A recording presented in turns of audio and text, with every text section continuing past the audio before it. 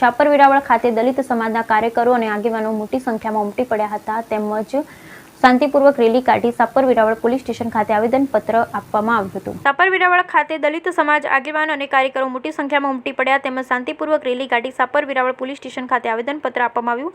Supreme કોર્ટે આપેલા ચુકાદાને વખોડી આ ચુકાદો રદ કરવા માંગ કરી સૂત્રોચ્ચાર કર્યા। બ્યુરો રિપોર્ટ કમલેશ વસાણી, શાપર વેરાવળ ખાતે જે આપણે ભારત બંધનું જે એલાન હતું એના સમર્થનમાં તમામ લોકો અત્યારે SC/ST સમુદાયના લોકો ઉપસ્થિત રહ્યા છે।